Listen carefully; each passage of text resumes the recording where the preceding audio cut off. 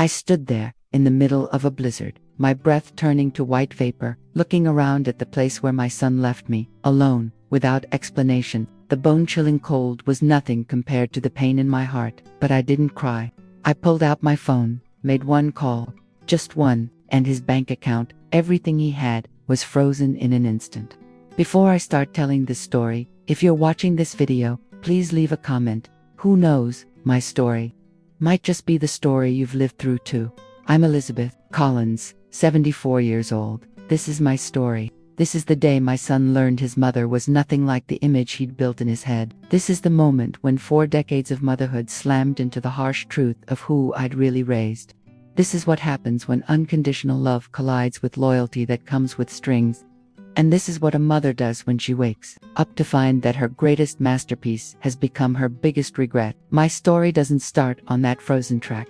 It started decades earlier, in a courtroom that reeked of polished wood and lost dreams, where I first laid eyes on a 6-year-old boy who would one day call me Mom. I was 37, which back then was considered almost too old to adopt. Edward and I had spent years trying for a child, but fate had other plans. We had just buried our 3rd miscarriage when the lawyer called about Aaron.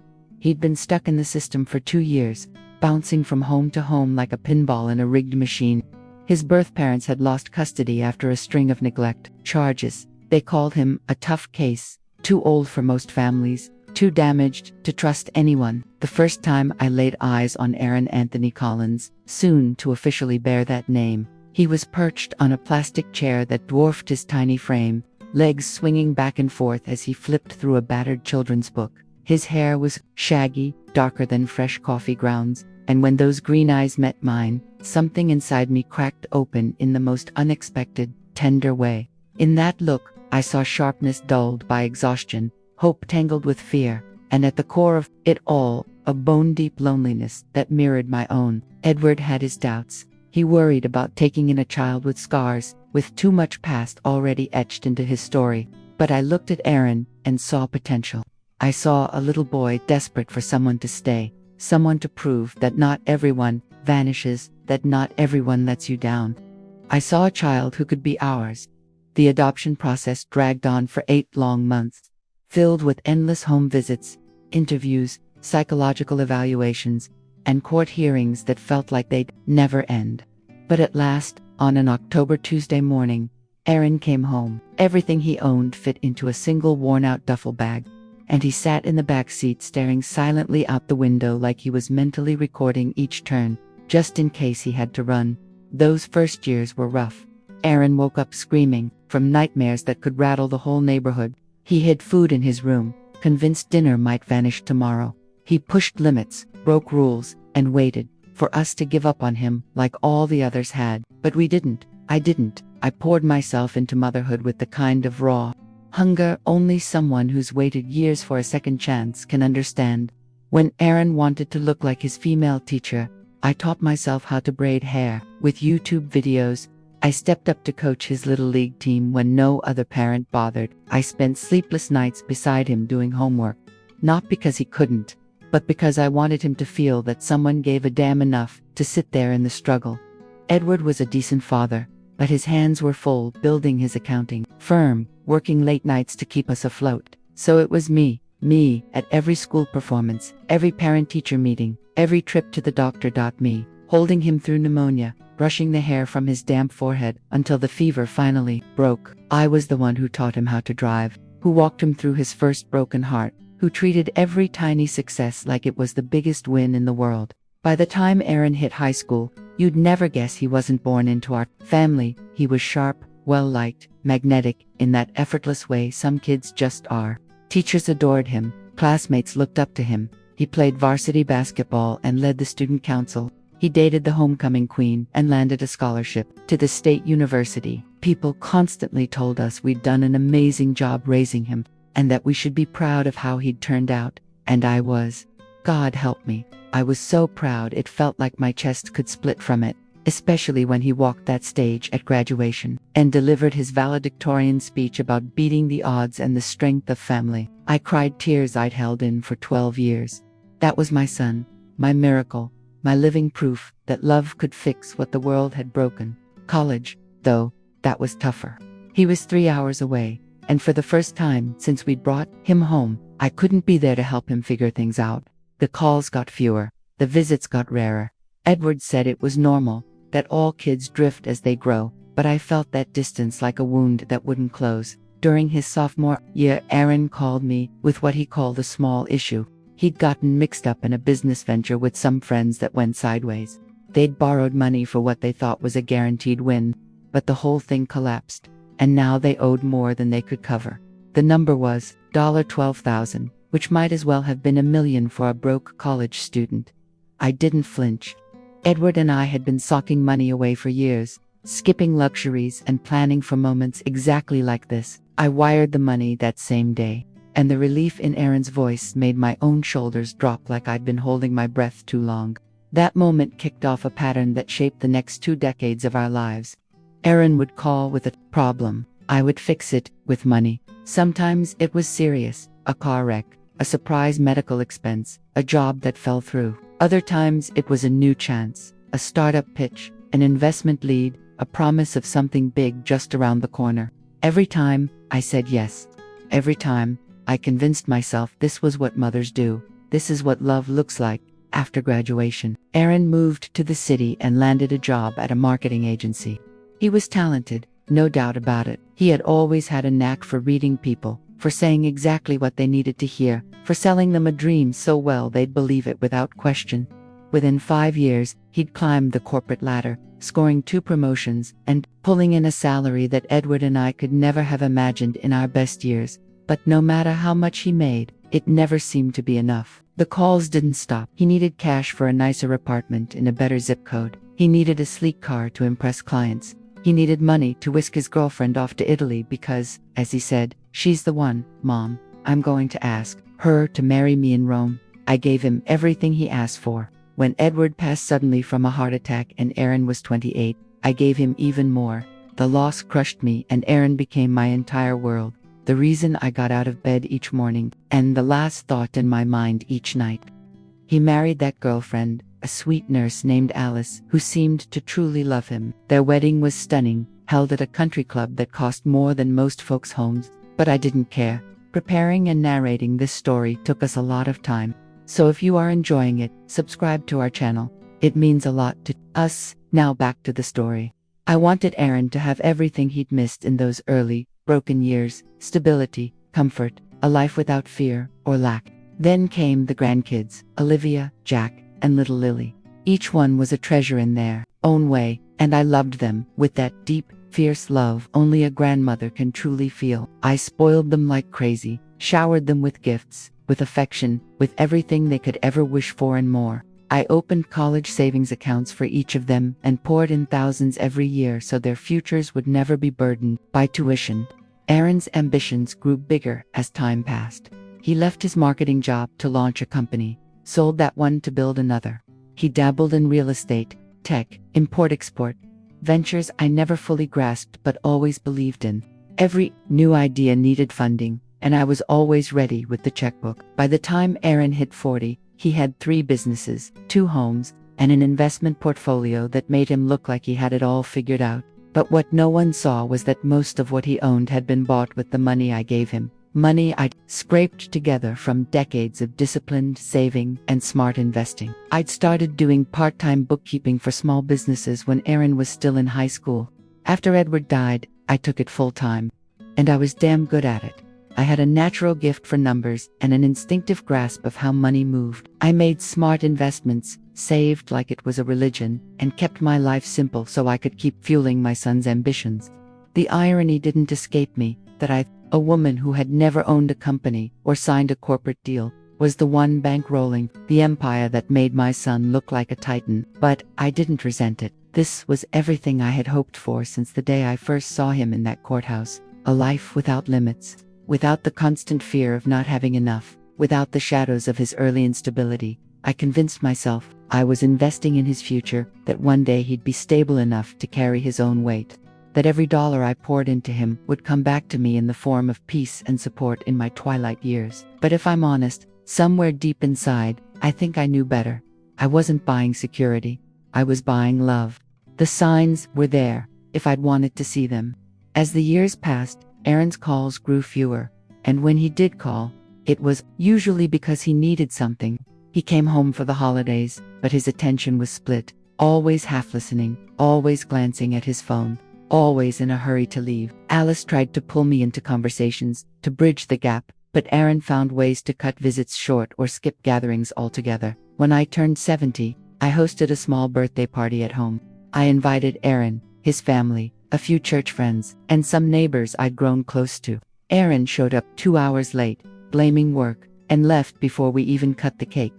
Blaming work again, I made excuses for him to everyone there, saying how important he was, how demanding his schedule must be.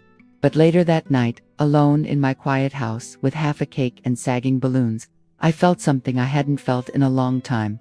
I felt lonely, not the kind that fades when someone walks through the door, but the kind that seeps into your bones when you realize the person you've loved most doesn't love you with the same urgency. I tried to shake it off, told myself I was being too sensitive, that this was just how it went when kids had their own lives.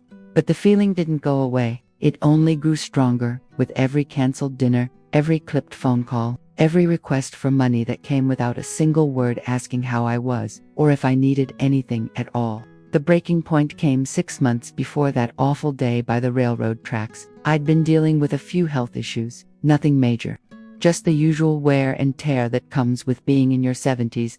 And I mentioned to Aaron that I was feeling uneasy about living alone. I wasn't asking to move in with him, or make any big changes. I just hoped he might check in more often, maybe help me find someone to handle the heavier chores around the house. His response came fast and without hesitation. He'd found what he called a perfect place, a senior living community where I'd be surrounded by people my own age, have access to healthcare and social events, and wouldn't need to stress about home maintenance. The brochure he emailed me painted Maplewood Haven as a resort-style haven for older adults to live their best lives with the support they needed. I was stunned. I wasn't ready for a facility like that. I was still behind the wheel, still cooking my own meals, still balancing my budget without help. I wasn't helpless. I was just alone. But when I tried to explain that to Aaron, he got short with me. He started talking about liability, peace of mind, and what might happen if I took a fall and no one knew for days. He made it sound like moving to Maplewood was the only smart thing to do, the only way to keep me safe and let him sleep at night. The more I pushed back, the more unreasonable he became.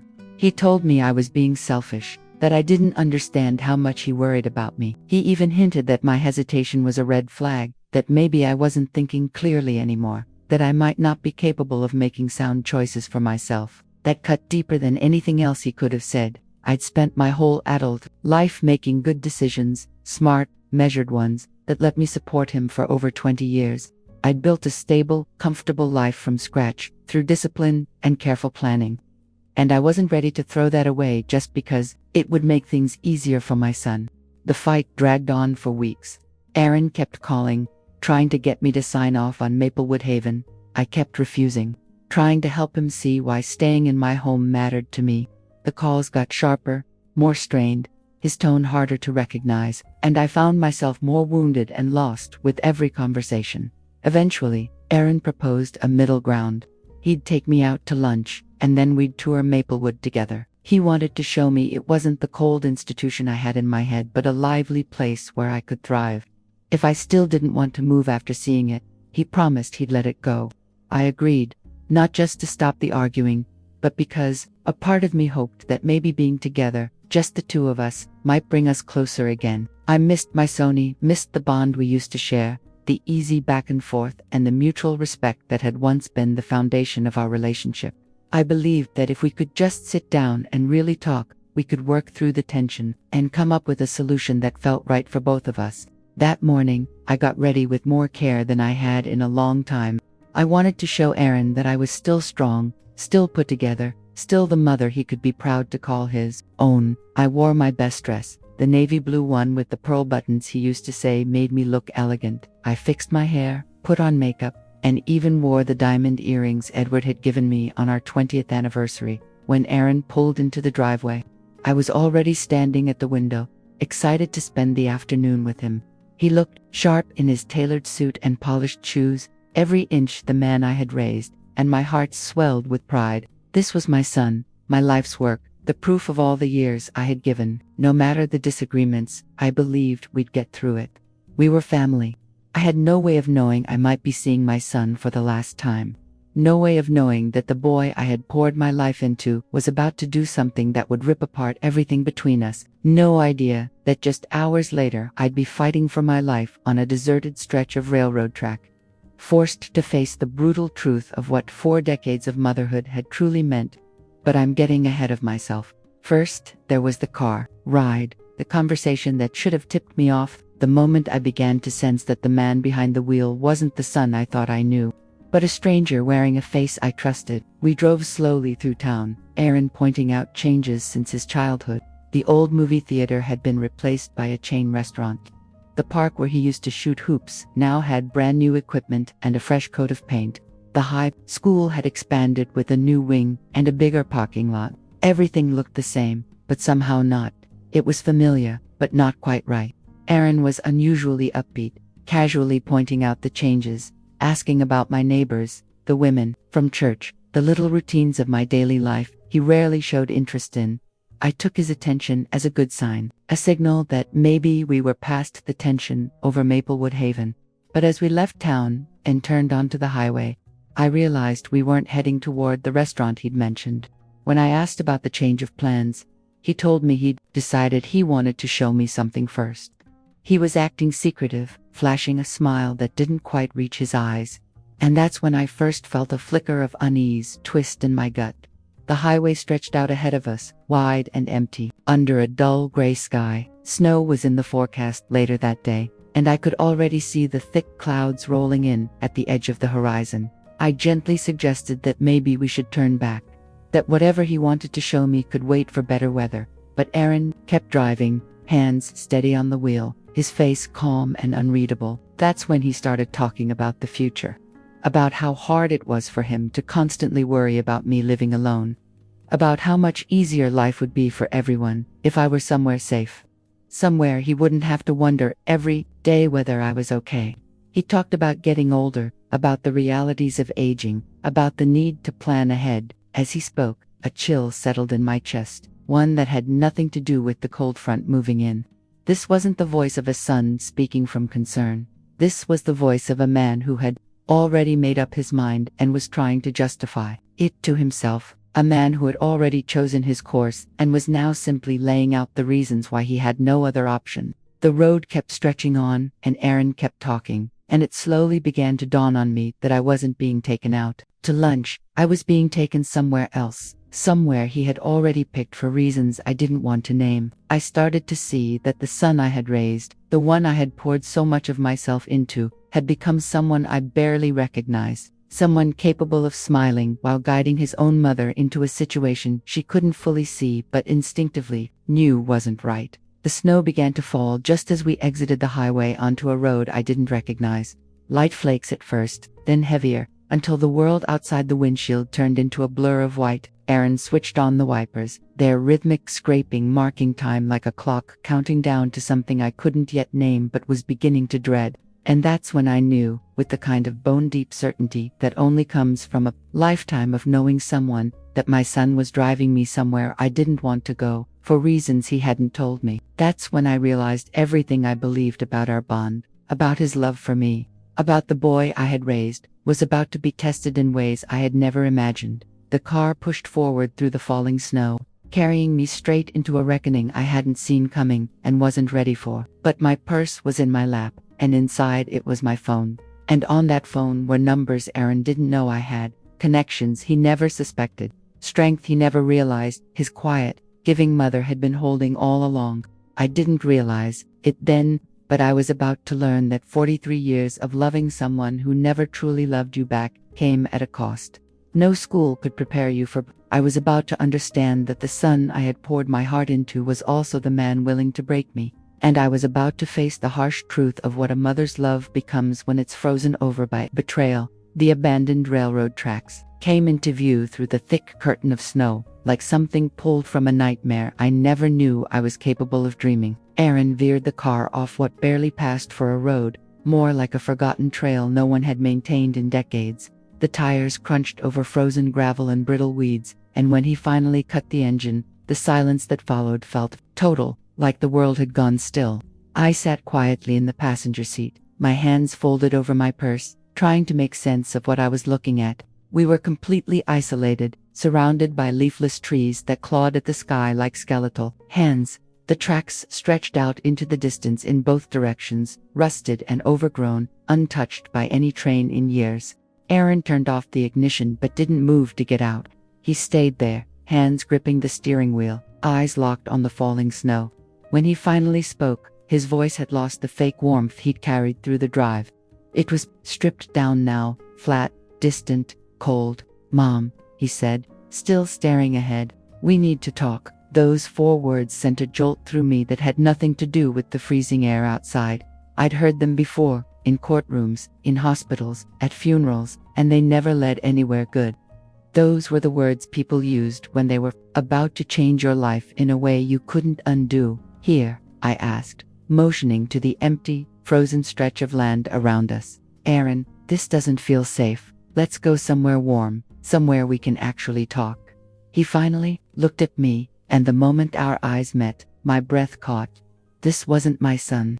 Not the boy I had spent decades loving, protecting, and sacrificing for. This was someone else entirely. Someone wearing Aaron's face, but looking at me not with affection or concern, but with the cold detachment of a man solving a problem. "This is perfect, actually," he said. "It's private. No one will interrupt us here." The way he said those words, so carefully measured, made it clear that privacy wasn't about having a heart. It was about doing something that couldn't be seen.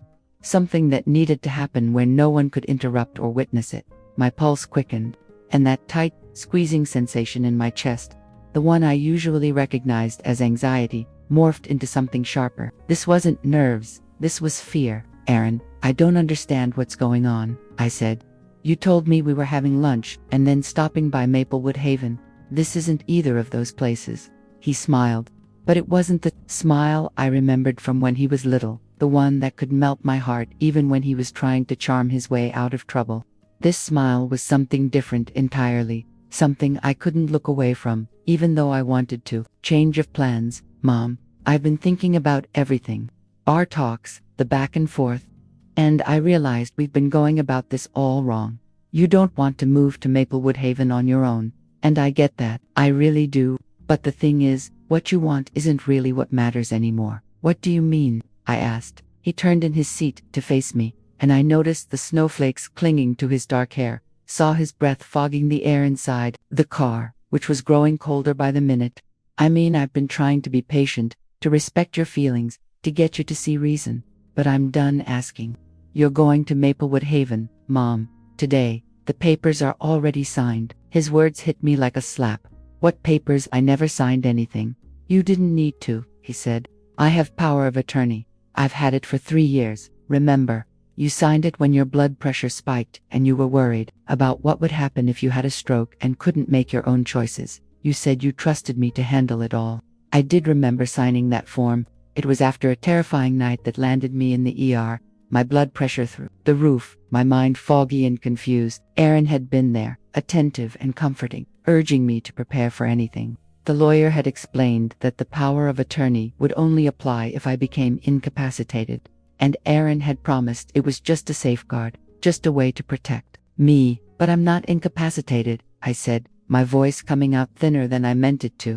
"I'm perfectly capable of making my own decisions." "Are you though?" Aaron's voice was calm, almost soothing, which somehow made what he said even more chilling.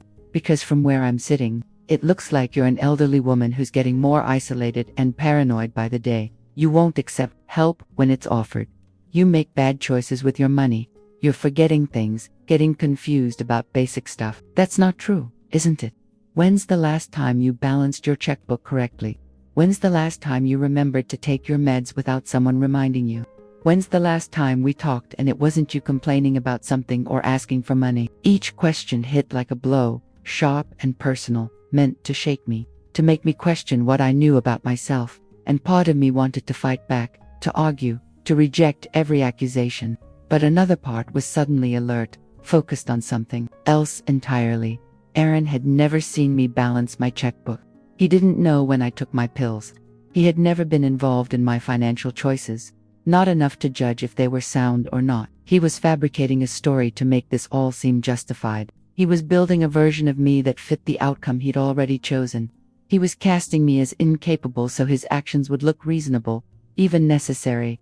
The truth hit me like a floodlight flipping on in a pitch-black room, exposing everything I hadn't wanted to see. "You've been planning this," I said, not as a question, but as a fact. "I've been trying to avoid this," he answered. "I was hoping you'd see the logic, that you'd agree to move on your own, but you're too stubborn, too stuck in your ways to do what's best for everyone. Everyone, or just you." For a moment, the mask slipped, and I saw something raw in his eyes. I saw strategy. I saw annoyance. I saw a man who had run out of patience, pretending to care about anyone else's needs. "Let's be real, Mom.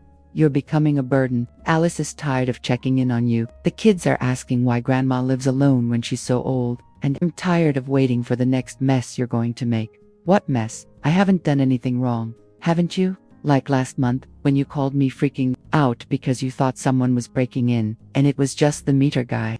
Or when you got lost going to the grocery store you've been driving to for 2 decades. Or all the times you called me at work, sobbing over some fake emergency that turned out to be nothing."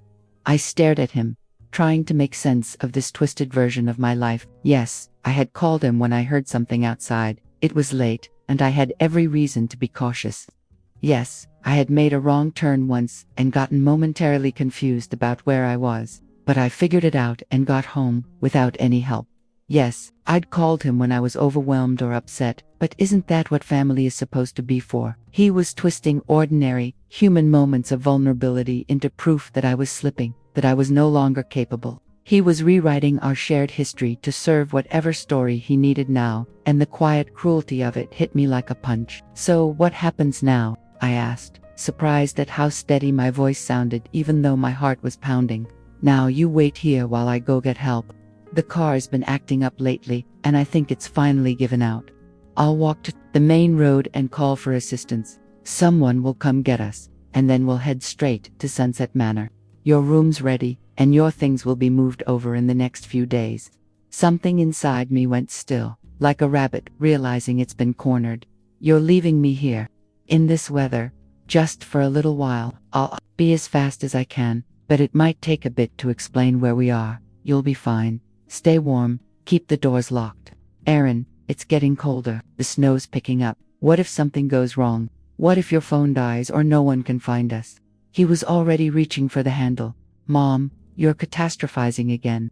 This is exactly the kind of thinking that shows you need professional care. I'll be back soon. Don't leave me here." My voice came out sharper than I meant, tight with fear I could no longer hide. "Please, Aaron, if you're truly worried about my safety, don't abandon me in the middle of nowhere during a snowstorm." His hand froze on the handle, and for a second, I saw something flicker across his face. Maybe it was hesitation, maybe it was guilt, but when he looked at me again, his eyes were cold, and his voice was firm. "I have to, Mom.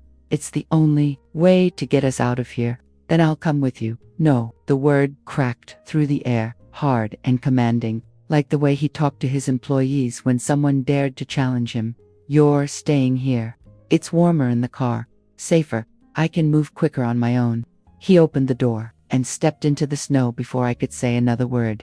The freezing air rushed into the car like a slap, and I watched as he walked around to the front and popped the hood. He leaned over the engine for a few minutes, doing something I couldn't see, then slammed it shut harder than necessary. When he returned to my window, snow was already clinging to his hair, and his cheeks were flushed from the cold. He motioned for me to lower the window, which I did slowly. "The engine's dead," he said, as if that was somehow unexpected. "Looks like the alternator finally quit. I told you this old car was on its last leg, but the car wasn't old. Aaron had bought it for me just 2 years earlier, a dependable sedan with every safety feature he insisted I needed. It had never failed me. It always started, always ran without issue. For it to break down now, in this exact place, at this exact time, wasn't just bad luck. It was too precise to be anything but intentional. "I'll be back as soon as I can," he said, stepping away. "Keep the doors locked. Aaron, wait." I reached through the window toward him, desperate, but he was already moving. "Please, don't do this. Please don't leave me like this. I have to, Mom. I'm sorry, but I have to." Then he turned and walked away, his figure growing smaller with every step until the snow swallowed him whole. I stayed there, staring at the spot where he had disappeared, waiting for him to turn around, waiting for him to remember himself, waiting for the son I had raised to come back. But he didn't. The snow kept falling, heavier now, and the cold crept in, after what felt like hours. Though it couldn't have been more than a few minutes, I tried the ignition, praying whatever he had done to the engine hadn't been permanent. But when I turned the key, nothing happened. No sound, not even a click. I sat in the silence, the cold pressing in tighter, trying to make sense of what was happening. My son, the child I had taken in, raised, loved more than life itself, had driven me to this godforsaken place and left me. He had made sure the car wouldn't run and abandoned me in a snowstorm, with temperatures dropping and no way to reach help. This wasn't a mistake or a lapse in judgment. This wasn't even cruelty born of anger. This was methodical. This was intentional. This was a plan. Aaron had picked this location, had picked this weather, had picked this exact strategy to force me into going along with what he wanted. He was using the threat of freezing to death as a weapon, a way to make me thank him for saving me by delivering me straight into the very place I had said I didn't want to go. The thought was so horrific that part of me couldn't accept it. This was Aaron, my Aaron, the little boy who used to crawl into my bed during storms, who cried in my arms over his first heartbreak, who called me every single week during his freshman year of college because he missed home. He couldn't be capable of this. But everything around me told a different story. The deserted spot no one would think to check, the car that wouldn't start, the weather that turned survival into a countdown, the timing that handed him full control over my choices. Every part of this had been arranged, every risk calculated. I thought about our drive earlier, how casual and upbeat he'd been, how he'd asked about my neighbors, my routines, the church women. He had been saying goodbye, I realized, taking one last look at the life he was about to rip away, making small talk to pass the time until he could leave me where he needed me to be. The cold was beginning to creep into my bones, and I could see my breath fogging the air inside the car. I knew enough about hypothermia to understand I was in real danger.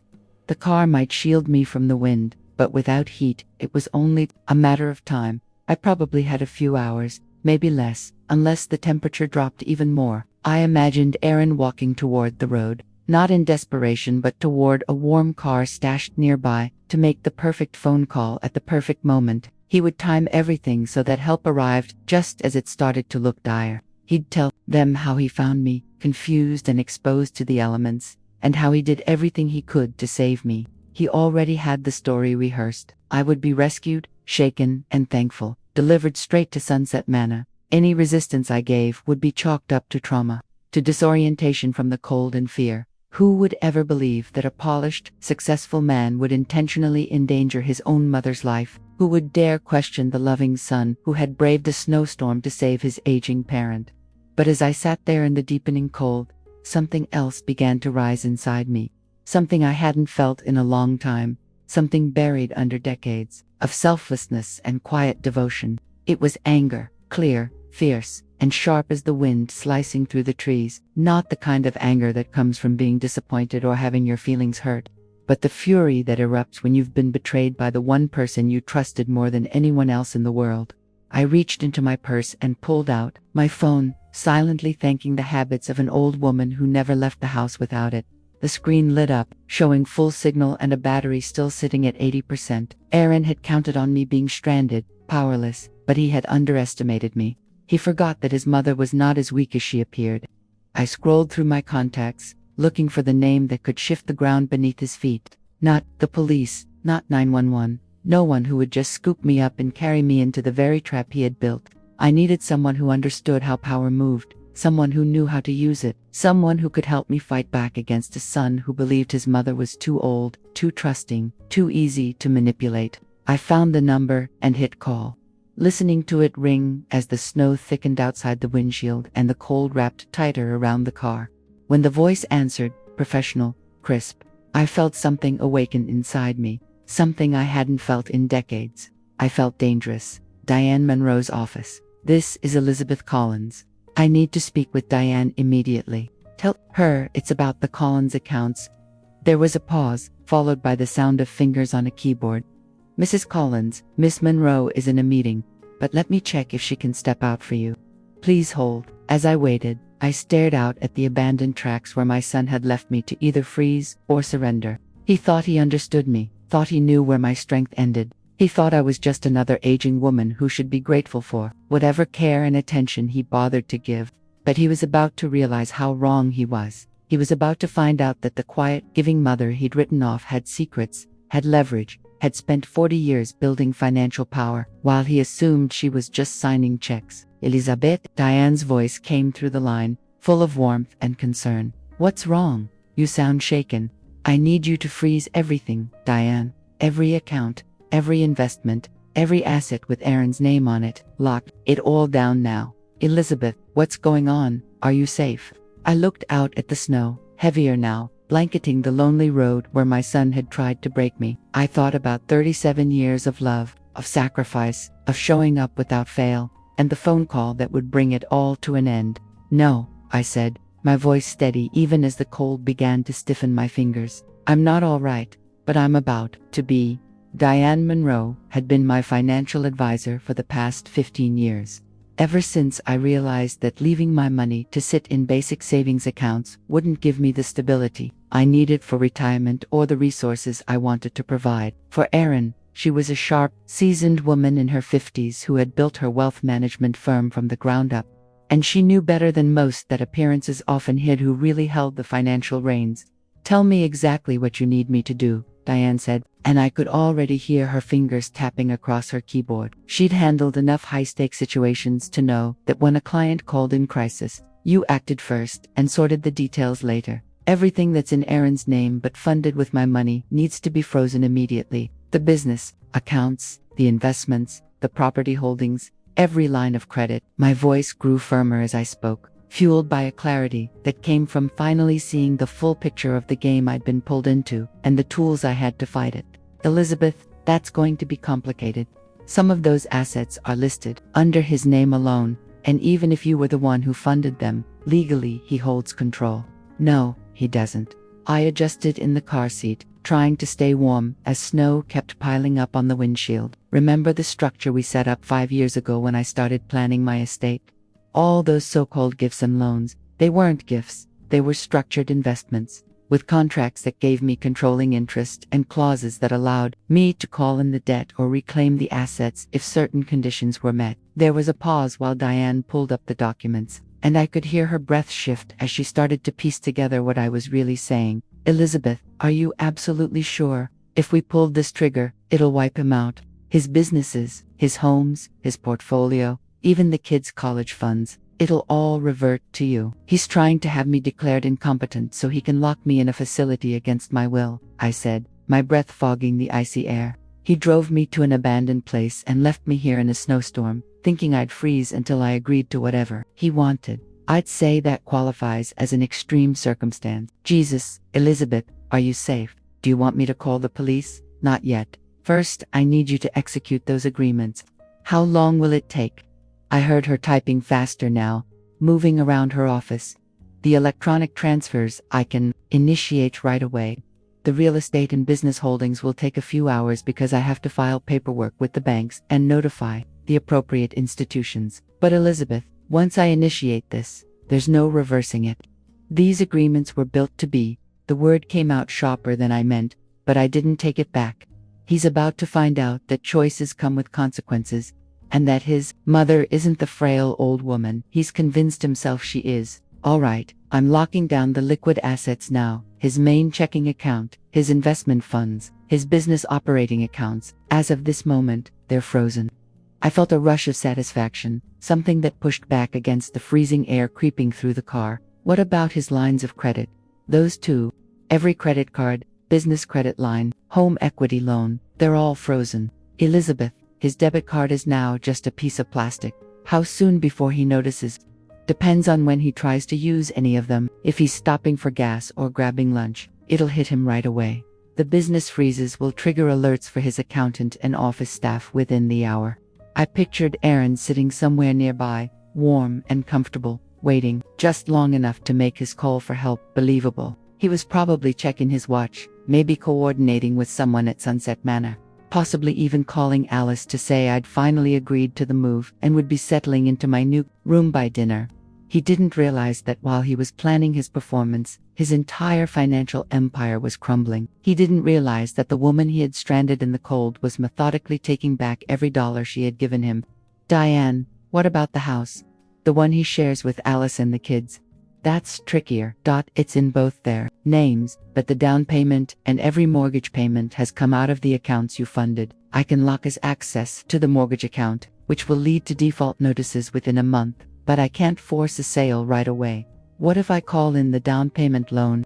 That would start foreclosure proceedings. The house would have to go on the market to repay you, and because the loan covered the full down payment plus interest, there's a real chance there'd be nothing left afterward. I thought of Alice, who had always been kind, never demanding, often uneasy with how freely Aaron spent money. I thought of Olivia, Jack, and little Lily, who would have no way to understand why everything around them was unraveling.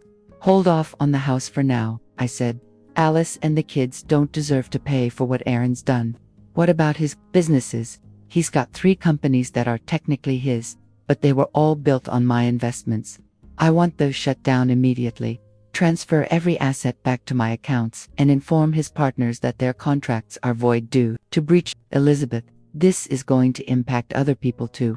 He's got employees, clients, business associates relying on those companies. Then they should have chosen to work with someone who wasn't running his empire on money taken from his own mother. My voice was colder now, and not just because of the freezing air. Aaron made his choices, Diane. Now he lives with the fallout. I could hear her working, the rapid clack of keys, phone calls made to banks and firms. She'd handled financial takedowns before, though probably never under circumstances like this. She knew that when someone handed you the power to dismantle a fortune, you didn't stop to question why they were doing it. The business accounts are drained now, she said after about 20 minutes. I've also locked down his personal investments and notified his stockbroker that no trades go through without your written consent. How are you holding up out there? I glanced around the car. My breath was hanging in the air now, constant and thick. The cold had made its way through my coat, through my layers, and I could feel the chill in my bones. The snow was coming down heavier, and the windshield was nearly covered. I could barely make out the railroad tracks anymore.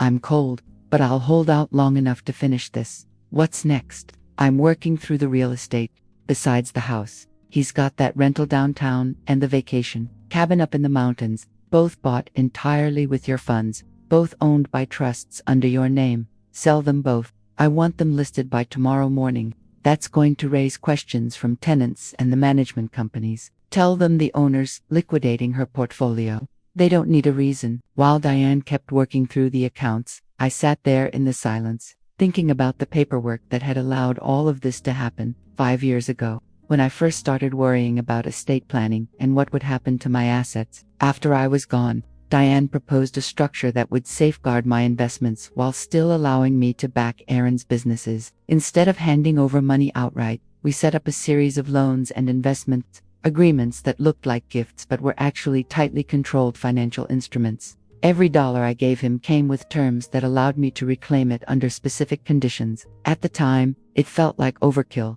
a safety net for a problem I never expected to face. I couldn't imagine Aaron becoming that problem, the one I'd need protection from. But Diane had pushed for the structure, and I agreed, mostly to reassure her, never thinking I'd have to use it.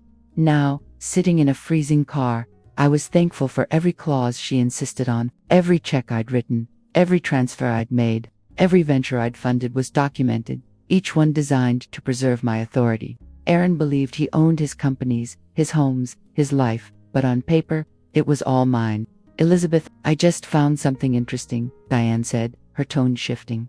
Do you remember that tech startup Aaron put $200,000 into 3 years ago? Vaguely. Something about disrupting an industry. Did we lose the money? Actually, no. They went public last month. His stake is now worth about $12 million. But since the investment came from your funds through our agreements, the entire amount is legally yours. I felt a laugh rise in my chest, though I couldn't tell if it came from disbelief or pure irony. While Aaron was plotting to have me declared incompetent, He'd been sitting on a return that made me $12 million wealthier. Transfer it to my main investment account. I want him to find out about the windfall at the exact moment he realizes he can't touch it. Already working on it. Elizabeth, I have to ask, are you planning to return any of this to him? This is everything he's built. I didn't answer right away. I sat there watching the snow fall harder, feeling the cold move deeper through my coat, thinking about what it took for my son to lead me to this place and leave me behind. I thought about 37 years of loving someone who had just shown me that he saw me as nothing more than an inconvenience in his way. That depends entirely on Aaron, I said at last. If he can show real remorse, if he understands what he did and why it was wrong, maybe we can talk about repairing what's left between us. But if he keeps trying to manipulate and control me, then he'll have to live with what he's done. What about the grandkids? This will affect them too. That question cut the deepest, because I loved Olivia, Jack, and Lily with the same fierce devotion I once had for their father. They didn't deserve any of this. But I also knew that sometimes protecting those you love means making choices that sting now to prevent bigger pain later. Their college funds are in irrevocable trusts, I said. Aaron can't touch them, and neither can I. Their education is safe no matter what happens between me and their father. As for everything else, maybe this will teach them that love doesn't mean letting yourself be used. Diane was silent for a moment, and when she spoke, her voice had softened. Elizabeth, I've worked with you for 15 years. I've never seen you act out of spite. This doesn't feel like you. You're right, I said, tears starting to blur my vision for the first time since this all began. This isn't like me. The version of me you know would have forgiven Aaron, explained away his actions, and gone quietly to Sunset Manor to avoid making waves. But that woman spent 37 years enabling someone who didn't love her enough to treat her with even basic decency. I wiped my eyes with a gloved hand, furious at myself for crying now. That woman raised a man who thinks it's okay to leave his aging mother in a snowstorm, to force her into doing what he wants. So maybe it's time for a new version of me, one who finally understands that love without limits isn't love. It's weakness dressed up as loyalty. All right, Diane said, her tone shifting to match mine. Let's finish this. The real estate listings are ready. I'm filing to dissolve his business partnerships. His corporate accounts are shut down, and the investment portfolio is back in your hands by the time I'm done. Aaron Collins will be left with nothing but the clothes he's wearing and whatever's in his wallet. How long until it's all finalized? An hour or two for the complicated transfers. The properties will take a few days to list, but his access is already cut off. I checked my phone and saw that nearly 2 hours had passed since Aaron left. If he were truly walking for help, he should have reached the main road by now and made a call. The fact that no one had shown up only confirmed what I already suspected. This delay was intentional, meant to heighten my discomfort and push me closer to surrender. Diane, I need one more thing. Call Maplewood Haven and cancel the reservation Aaron made for me. Tell them Mrs. Collins won't be moving in, and any documents signed on her behalf were unauthorized. Consider it done. What if they ask why? Tell them Mrs. Collins doesn't require assisted living, and anyone saying otherwise has no legal authority. I pictured Aaron walking into that facility later, expecting to play the hero with a grateful, shaken mother in tow, only to find out there was no room reserved at all. Elizabeth, what's your plan for getting out?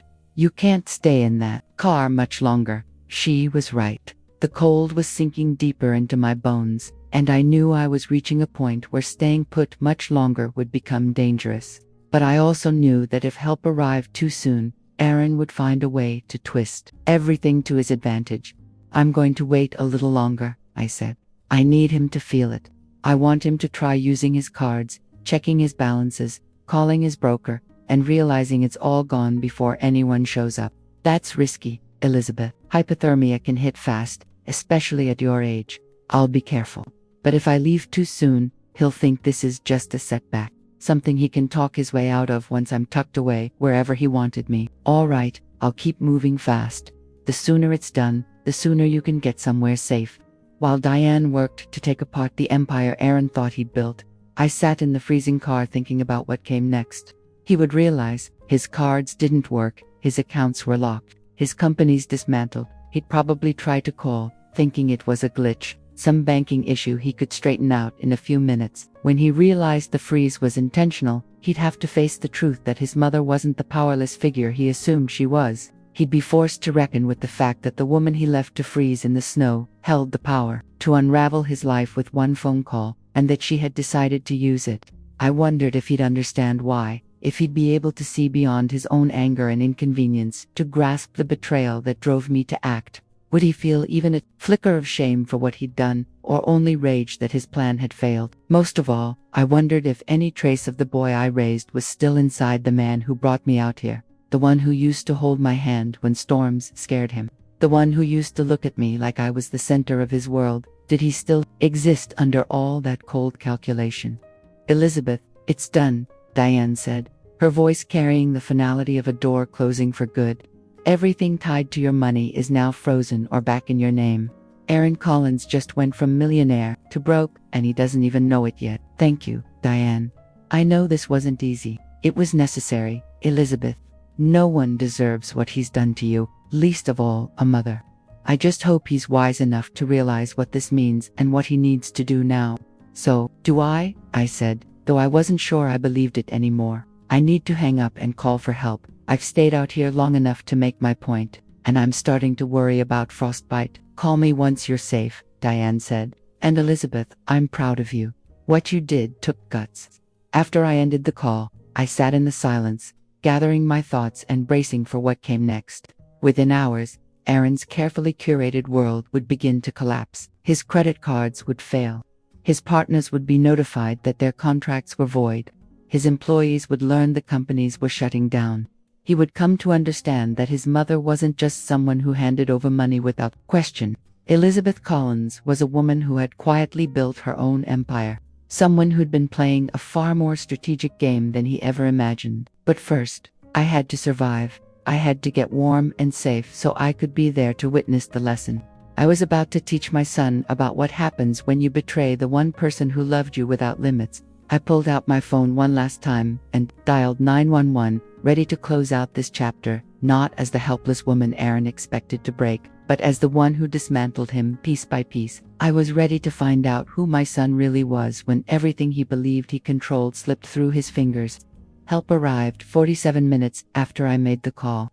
To paramedics and a sheriff's deputy who looked unsure whether they were responding to a rescue or a mistake. They found me half-conscious in the front seat of Aaron's car. My lips tinged blue, my fingers too stiff to hold the phone properly. The lead paramedic, a woman named Deborah, about my age, wrapped me in heated blankets and gently asked how long I'd been there and what medications I was taking.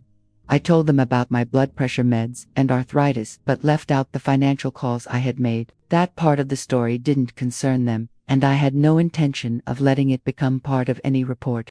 They moved with the practiced speed of people who had handled too many emergencies in harsh weather. Though their expressions betrayed their confusion, an elderly woman stranded on abandoned tracks in a snowstorm was odd enough, but the disabled engine raised even more questions. In the ambulance, Deborah kept circling back to my son, where he was, whether he knew I was safe. Told her Aaron had gone for help when the car broke down, that he was probably worried sick. The lie came out easily, though it left a sour taste. I didn't mention the phone vibrating in my purse every few minutes, the missed calls piling up.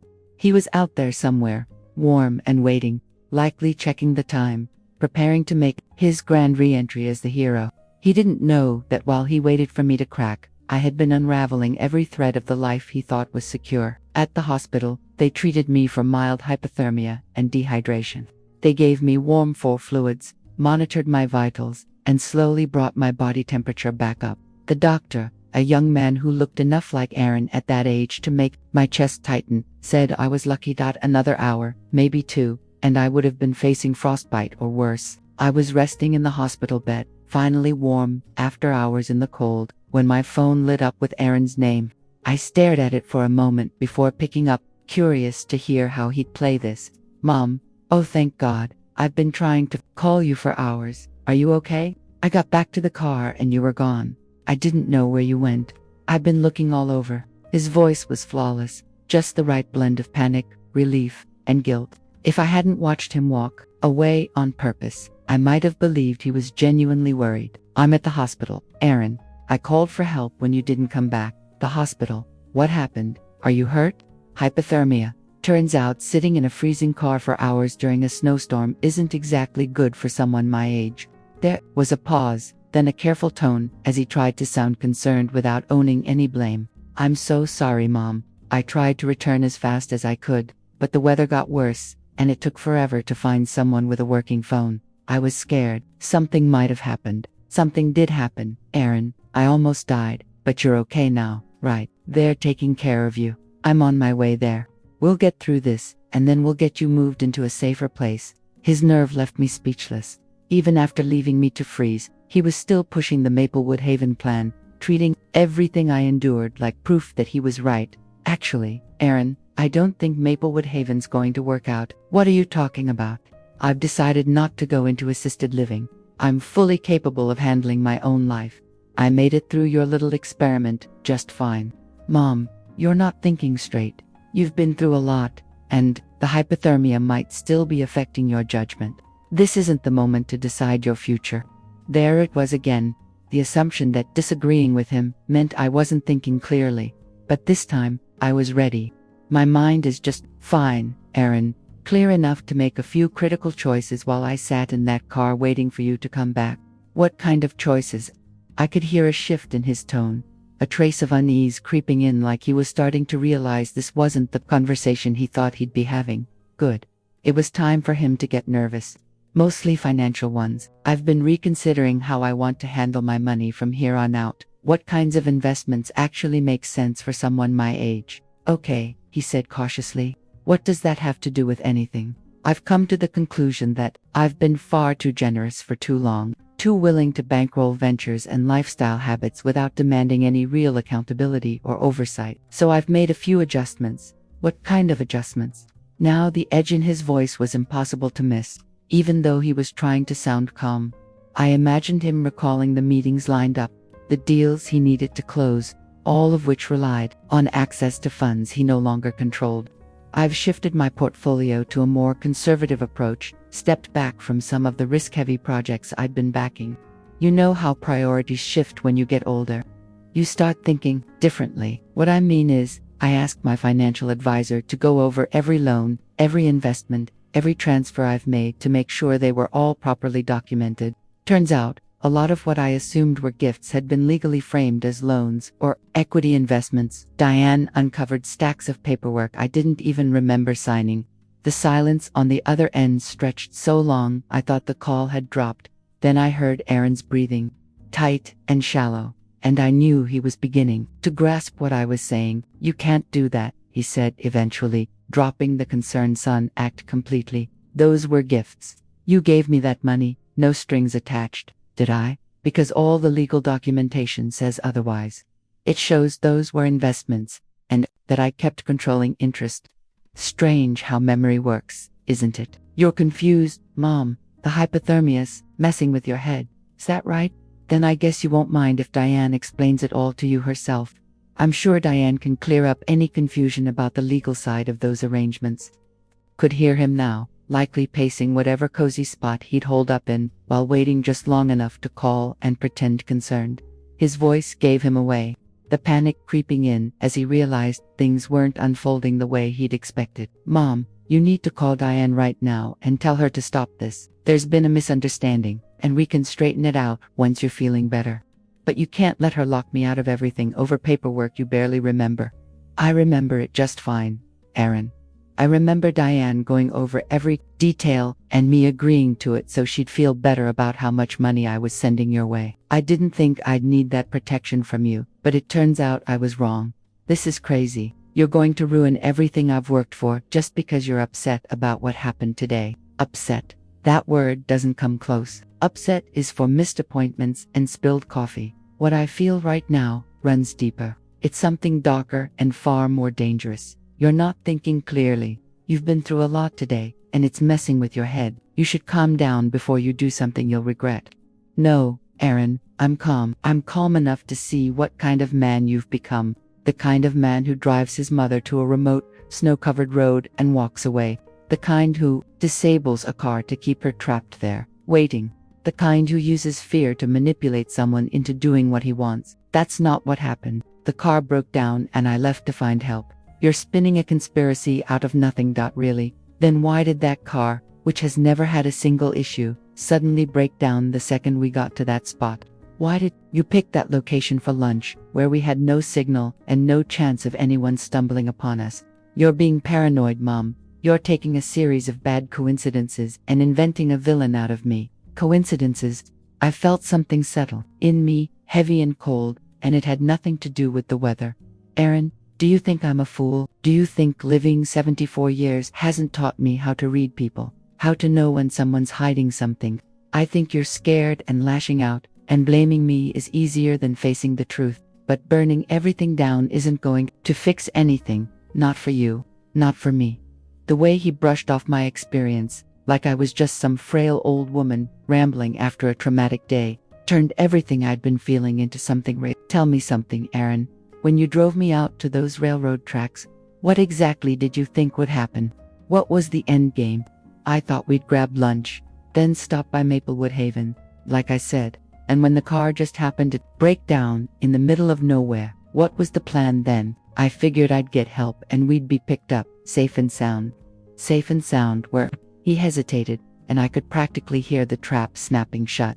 If he admitted I was meant to end up at Maplewood Haven, the entire thing looked like a setup. If he said we'd go home, it undercut all his arguments about urgency and care. We would have gone wherever we needed to keep you warm and safe. And if I'd said no, if I'd refused to go anywhere but home, Mom, I don't see the point in these what ifs. What matters is you're all right now, and we can make sure this doesn't happen again. By putting me somewhere, you control every part of my life. By placing you somewhere that ensures you're cared for properly. I closed my eyes, trying to recall the moment my son became someone who could speak to me with such cold assurance. Such disregard for my own understanding and choices. When did the boy who once sought my guidance become the man who dismissed my reality as nothing more than confusion? Aaron, do you love me? He didn't answer right away, clearly unsure what I was really asking. Of course I love you, Mom. You're my mother. Why would you even ask that? Because I need to understand how someone who claims to love me could do what you did today. I need to know how love and betrayal can live in the same heart. I wasn't betraying you. I've been trying to protect you. Protect me from what, exactly? From myself. From living independently.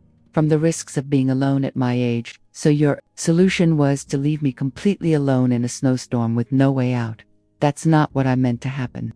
That's what happened because of things I couldn't control. And in that moment, I saw it. He truly believed his own version, or had convinced himself it was true. Thought in his mind, he had built a version of events where every move he made was justified.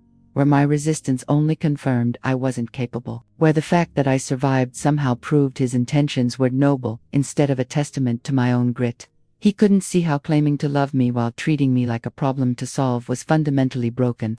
He didn't grasp that. Real care means respecting someone, not controlling them. He had written himself into a story where he was the dutiful son handling his irrational mother, and there was nothing I could say that would crack through that self-serving fantasy. Aaron, listen closely. I'm not going to Sunset Manor. I won't, accept being labeled incompetent. I won't let you dictate my future just because it's easier for you. Mom, you're not facing reality. No, I am. I'm 74, living alone, managing my own money, making my own choices. You not liking those choices doesn't make me unfit. It makes you reckless and a danger to yourself. And what does that make you, Aaron? What do you call a man who strands his mother in a snowstorm to force her into submission? I call him someone doing his best in a tough situation. That was when I knew there was no getting through to him. No memory, no guilt, no love could reach past the defenses he'd built. He had decided I needed to be controlled, and my refusal only made him push harder. Then we're done here, I said. You might want to check your accounts though. There may be a few changes. What did you do? I made sure my money isn't being used recklessly by someone who treats me like a burden. You can't do this. It's already done. Every cent you thought was yours, every property, every business, you never owned them. Aaron, you just never bothered to read the paperwork. This is blackmail. No, this is the fallout. This is what happens when you take kindness for weakness, when you treat love like a transaction, when you assume your mother is just a walking checkbook with no mind of her own. I heard his breathing speed up, the sound of shuffling papers as he probably tried to find the agreements he never thought he'd need to understand. Mom, please, you can't destroy everything I've worked for because of one mistake. You can't take everything away just because you're mad. I'm not taking your life apart, Aaron. I'm just reclaiming mine.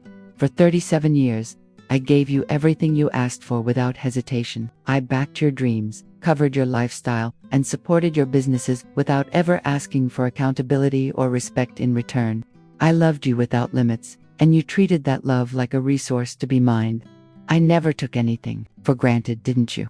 When was the last time you called me just to talk? When was the last time you asked how I was doing without needing something from me? When did you last treat me like someone whose thoughts and feelings mattered, not just someone in the way of what you wanted? The silence dragged on so long I wondered if he had ended the call, until I heard him clear his throat. His voice was quieter when it came, unsure in a way I hadn't heard in years. I don't know. Neither do I, Aaron, and that's exactly the issue. Somewhere along the line, you stopped seeing me as your mother and started treating me like a tool. You stopped loving and started using. And today you crossed a line you can't uncross. So what now? Now, you find out how to live without my money. You figure out how to stand on your own without the safety net I've always provided. You learn what it feels like when someone you counted on turns away. And if losing everything ruins your marriage, your job, your future, maybe you'll finally know what it feels like to have your life shattered by someone who says they care.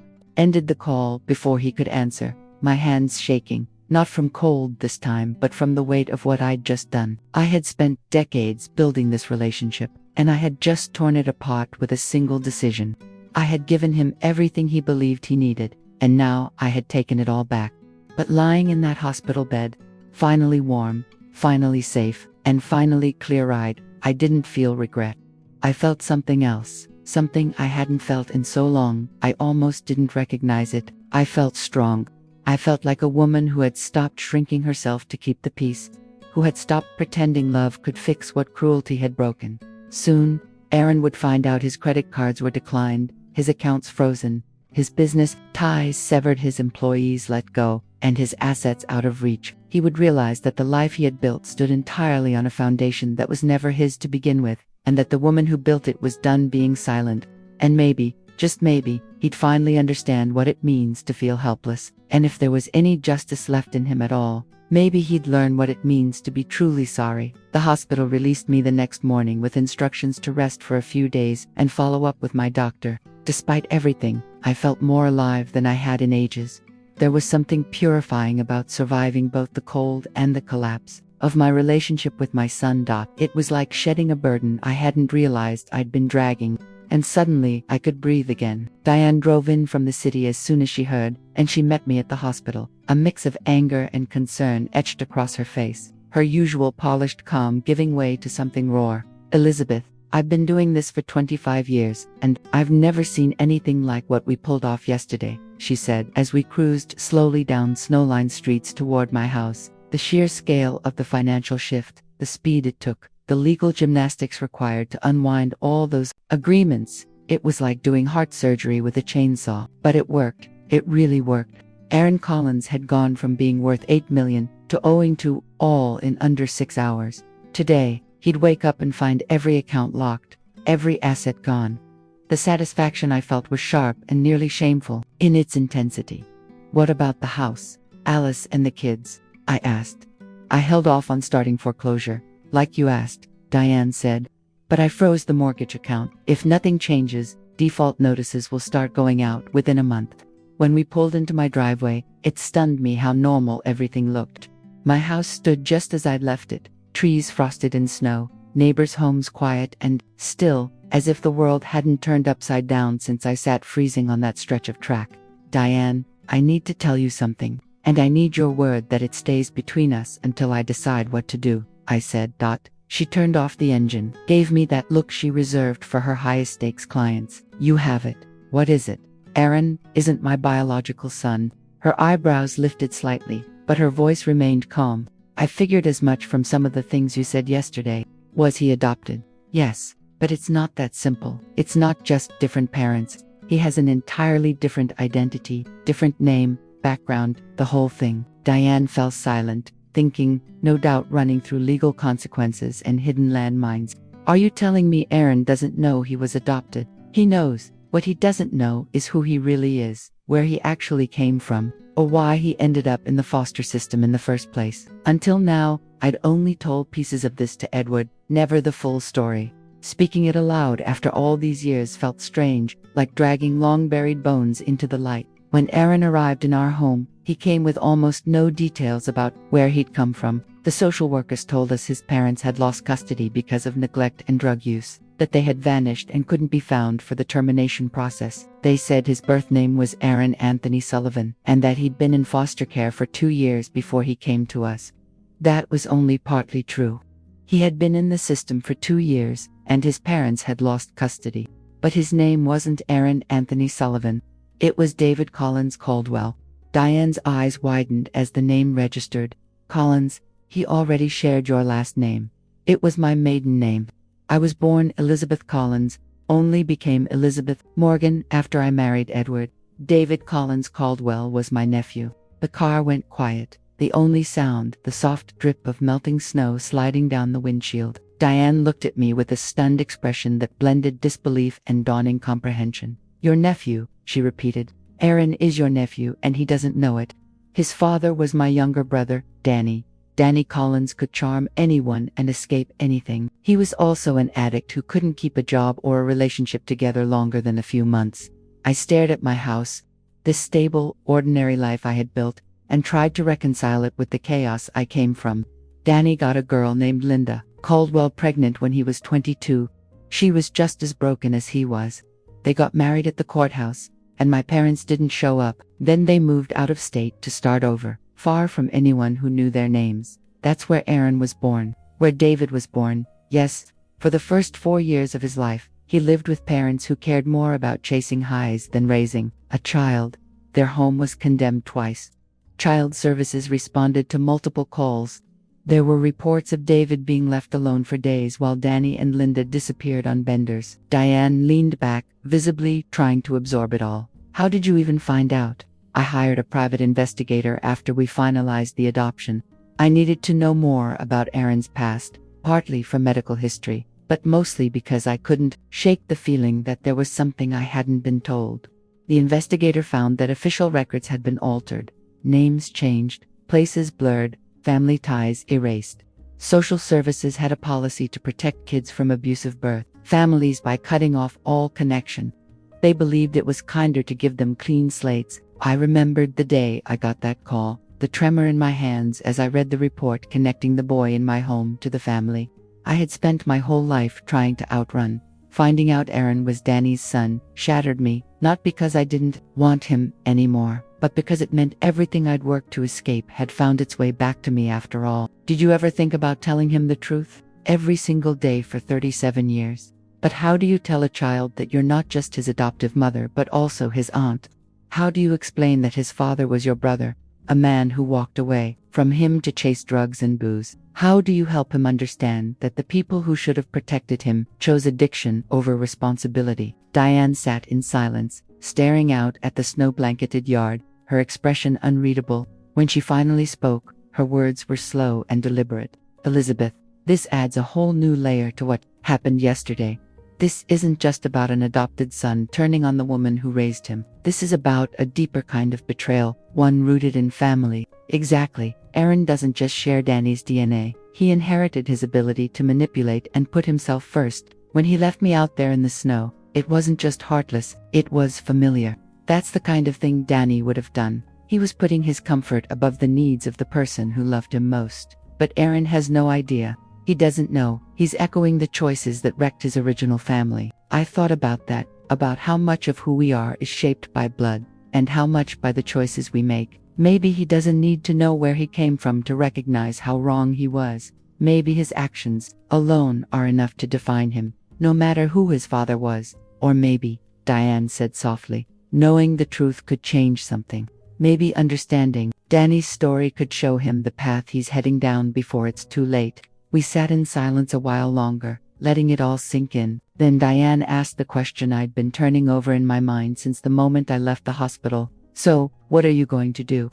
I looked at my house, the place where I had raised a boy who needed so much and believed that love could fix it all. I thought about the same boy, now grown, who had decided my life was a problem to solve. "I'm going to give him the truth," I said at last. "I'll tell him who he is, where he came from, and then I'll leave it to him to choose what kind of man he wants to be, and if he keeps going the way he is, if learning the truth changes nothing, then at least I'll know I did everything I could to pull him back from becoming Danny. I'll be able to live with that." Diane helped me bring my things inside, and we spent the next hour reviewing everything that had gone down financially the day before. Aaron's losses were even deeper than I'd imagined. 3 businesses shut down, a dozen people out of work, investment deals canceled, properties on the market. His entire professional world had been wiped out in a few hours. "Has he called you since last night?" Diane asked as she grabbed her coat. 17 calls and 23 texts, according to my phone. "Haven't opened them yet. Are you going to eventually? But first, I need to figure out exactly what I want to say when we finally speak." After Diane left, I sat in my kitchen, tea in hand, staring at the flood of desperate messages from my son. Just the previews showed a range from fury to apologies, from threats to tearful promises of change. It followed a familiar cycle: denial, anger, bargaining, and maybe, if I was lucky, a sliver of acceptance. But I wasn't ready to read them. Instead, I called Harold Pemberton, my longtime attorney, the kind who still believed in listening before talking and didn't rush to slap a lawsuit on every family mess. "Elizabeth, Diane Monroe reached out this morning about urgent financial restructuring, said it was a family emergency, but wouldn't go into details." "It was," I told him, "but that part's handled. What I need from you now is more complex and demands absolute confidentiality." "Of course," he said. "What do you need?"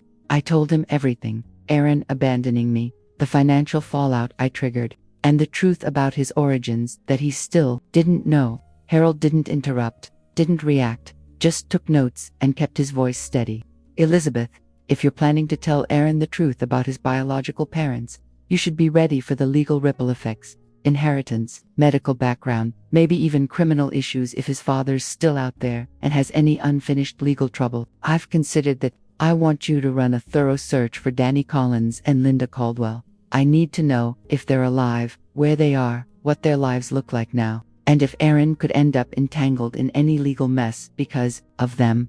That might take a while, depending on name changes, or if they've moved around a lot. That's fine. I also want you to dig up the documents that prove Aaron's real identity. His original birth certificate, the sealed adoption records. If I'm going to tell him everything, I want the truth in black and white.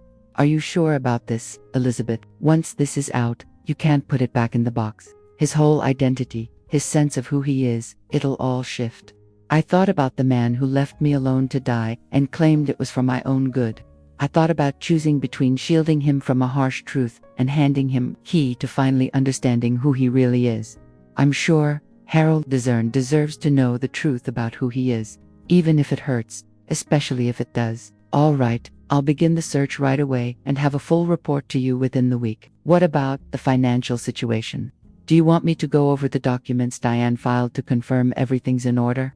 "Yes, and I also want you to map out a possible path for Aaron to come back, if, and only if, he shows real growth. Not looking to ruin him forever. I want to leave the door open for him to rebuild his life with honesty and respect at the center." "What would that involve?" "I don't know exactly. Maybe slowly returning access to certain assets if he consistently meets specific conditions, maybe a way to earn my trust back step by step, maybe just the chance to be part of his children's lives again, even if the bond between him and me is beyond repair." Harold was silent for a moment, and when he finally spoke, his tone held the weight of someone who had watched families unravel over pride and money. "Elizabeth, I need you to think hard about this. If you give Aaron another shot, you must be crystal clear on the expectations you set and the consequences if he fails to live up to them." "What do you mean?"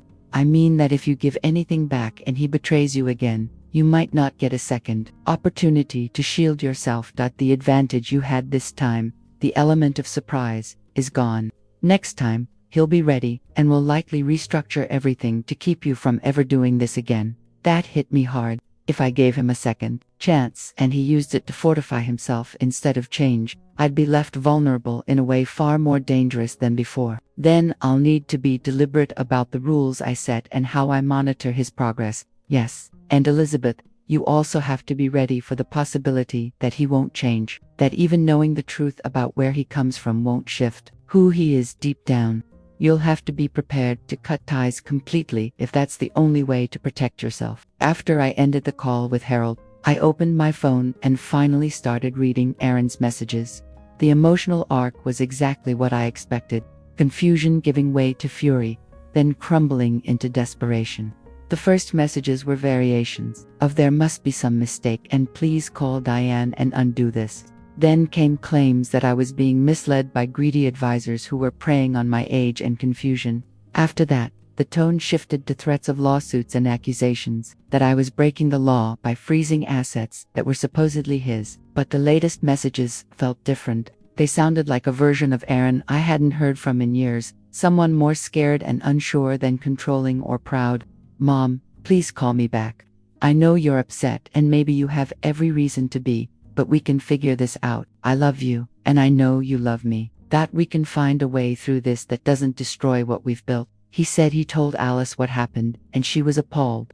She had no idea he'd planned to place me in Sunset Manor without my consent, and was furious he hadn't consulted her. She told him if he didn't fix things with me, she'd leave with the kids and stay at her mother's.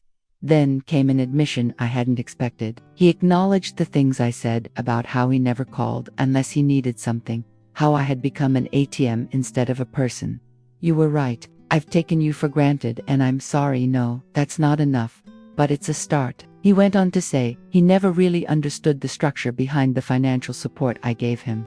But he was starting to see that I wasn't just being generous. I was protecting myself while still helping him. "You were thinking ahead, and I didn't give you credit for that.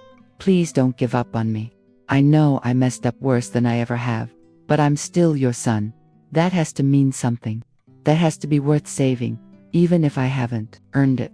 The most recent message, sent an hour earlier, was longer than the rest combined. "Mom, I haven't slept. I keep thinking about what you said, how I stopped seeing you as a person and started seeing you as a tool.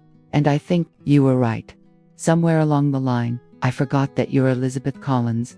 You had a full life before me. You deserve respect, your own choices, and a voice that doesn't get drowned out just because I call you Mom.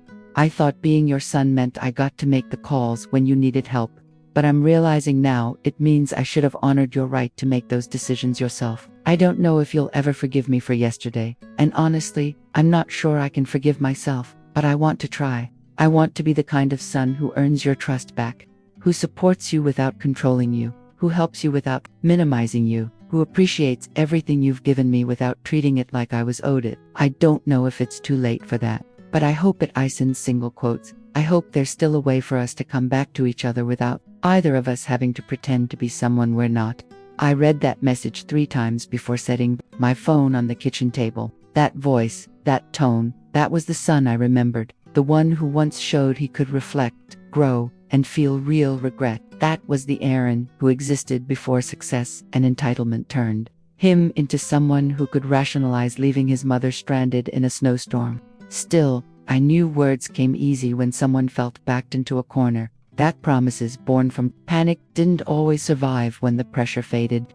He had revealed the kind of man he became when he believed he held all the power. Now I needed to see who he could be without it. I picked up my phone and called him, ready to have the conversation that would decide whether there was anything left to say from nearly 4 decades of loving someone who had forgotten how to love me back. "Mom." His voice was rough, like he hadn't slept, and there was something in it I hadn't heard in years.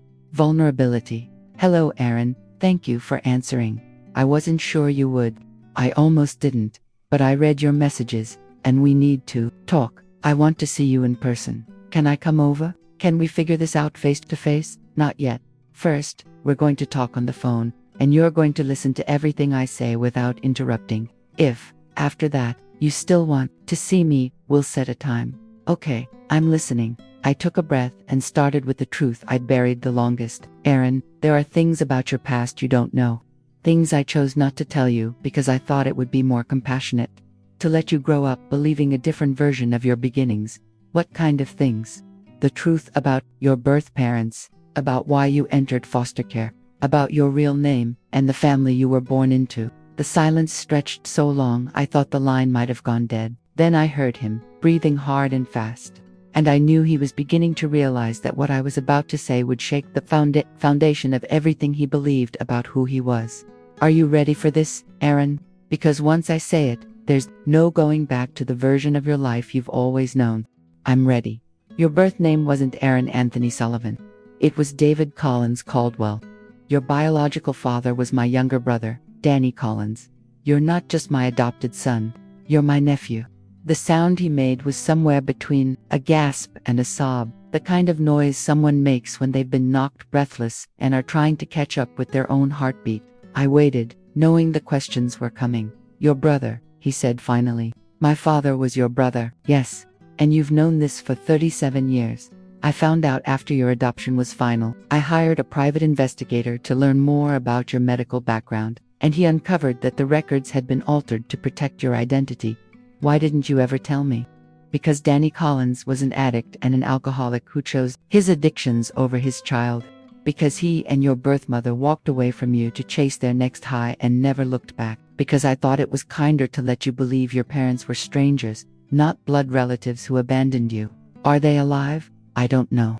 I've started the process of finding them, so you'll have all the facts you need to decide what to do next. He was silent for a while, and when he spoke again, his voice had shrunk into something younger, something unsure. Is that why you took me in? Because I was family?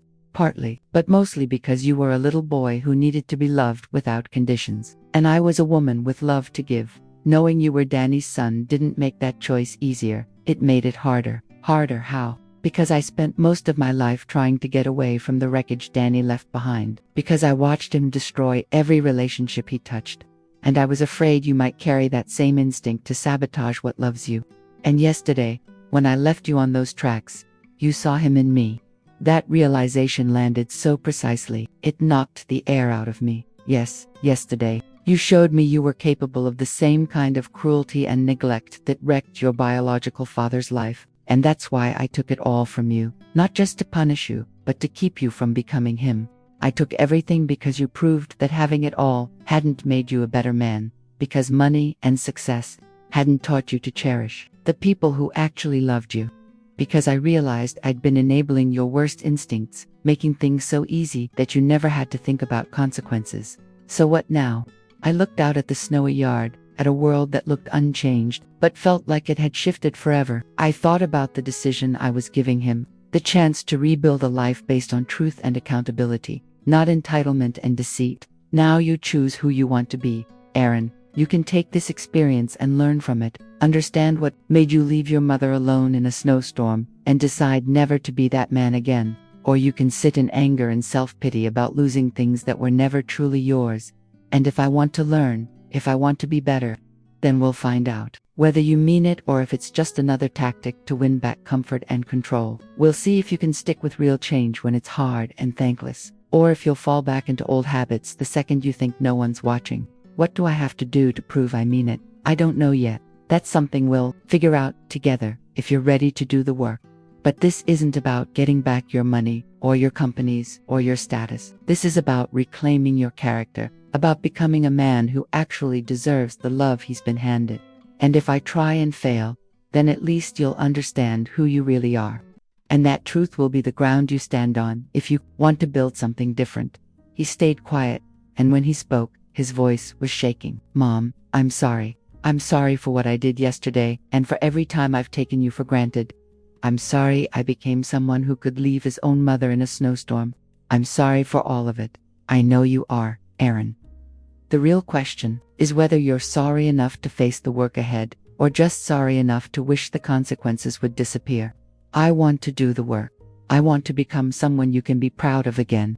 Then we'll take it day by day and see what kind of man my nephew decides to become. After we hung up, I sat at the kitchen table for a long while, turning over everything we'd just said and thinking about the long road ahead.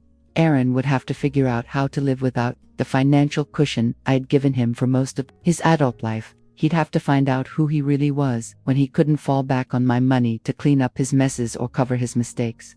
More than that, he'd have to face the reality that his willingness to abandon and betray wasn't just a fluke, it was part of a pattern. A family inheritance that had already ruined his father's life and nearly destroyed his own. He'd have to make the conscious decision every day, not to be the man who gave him life, but never gave him love. The man who knew responsibility only as a word, not a practice. It would be the toughest thing he'd ever do, and I wasn't convinced he could, but for the first time in years, I was willing to see. For the first time since he'd grown up, I was ready to let him earn my respect, not just expect it. 3 months later, Aaron sat across from me at the same table, thinner, worn out, but more grounded than I'd seen him in a long time. He'd spent the last few months working construction, living in a small apartment he paid for with his own wages, not my handouts. Alice had taken the kids to her mom's, not out of spite, but to give Aaron the space he needed to figure out who he was trying to become. I found them, he said, sliding a folder across the table. Danny and Linda. Harold's investigator tracked them down. I glanced at the folder but didn't open it. Want to tell me what you learned? Danny died 3 years ago. Overdose. He never cleaned up, never kept a job, never reached out, never tried to fix anything. He died alone in a cheap motel in Nevada with nothing but some dirty clothes and a wallet with $17 in it. I'm sorry, Aaron. Maybe I'm sad, but not sorry. He made his choices, and those choices led exactly where they always do. I'm just thankful you pulled me out before I ended up in the same place. Even if it took me 37 years to get it. And Linda, she's still alive. She's in prison now for fraud and drug possession. It was her 3rd strike, so she's looking at serious time. She said she remembers having a son but doesn't recall much beyond that. The drugs took most of her memory and everything else along with it. I thought about the girl Danny had married, about the addiction and chaos that had taken her child and eventually her freedom. Are you planning to see her? I don't think so. She's not really my mom. She's the woman who gave birth to me. You're my mother, for better or worse, and you're the only one who matters. Aaron reached across the table and took my hand, his calloused fingers rough from months of labor but gentle in a way I remembered from when he was small. I'm grateful you told me the truth, even though it hurt. I needed to know where I came from to figure out where I'm going. And where's that? Somewhere better than I was 3 months ago. I'm learning to earn what I have instead of expecting it to be handed to me. I'm learning to value the people who care about me instead of assuming they'll always be there. I'm learning to be a man instead of a spoiled kid pretending to be one. It's tough. It's the hardest thing I've ever done, but it matters because I know what the alternative is. I know who Danny was, and I'd rather die than end up like him. We sat in the quiet of my kitchen, 2 people who had clawed their way back to each other through honesty, hard lessons, and a kind of love that insists on accountability. Aaron might never reclaim the money and image he'd lost, but he was building something far better. A life rooted in his own choices and effort instead of my constant rescue. And I'd learned there's a difference between loving someone and enabling them, between shielding someone and controlling them, between being generous and being naive. I'd learned that sometimes the most loving act is letting someone face the fallout of their own decisions, even when it breaks your heart to watch. 6 months later, Alice and the kids came home. Not because Aaron had become perfect, but because he had proven he was committed. A year later, he launched a small business, funded not by me but with a loan he had to earn by proving himself to skeptical lenders. That business thrived, not because it was handed to him, but because he had finally learned how to do the work. And when it took off, when he was able to provide for his family on his own, he called me, not to ask for help, but to share the win with someone who had always loved him. That call, more than any apology or promise, told me my nephew had finally grown into the man I once dreamed my son would become. It showed me that love, when it's strong enough to hold boundaries and honest enough to face the truth, really can win. After everything I've been through, I've learned one clear lesson: love, when it lacks respect and clarity, only nurtures betrayal. I loved my son with everything a mother could possibly give: time, money, sacrifice. Both my youth and my old age, I used to believe that love would save him, would heal his old wounds. But I was wrong. Sometimes, what we feed with our hearts grows out of control simply because we never set any boundaries for it. I don't regret loving him, but it breaks me to see my sacrifice turned into a tool for control, manipulation, and denial. So I want to ask you, if you were me, led by your own child into a barren, freezing wilderness with no way back, what would you do? Would you stay silent, believing it's your duty as a mother? Would you forgive, because blood is thicker than pain? Or would you do what I did, hold on to the last shred of strength in your heart and rise, not for revenge, but to reclaim your worth, to prove that you still matter, that you still deserve respect? I truly want to hear your thoughts. May God bless you always.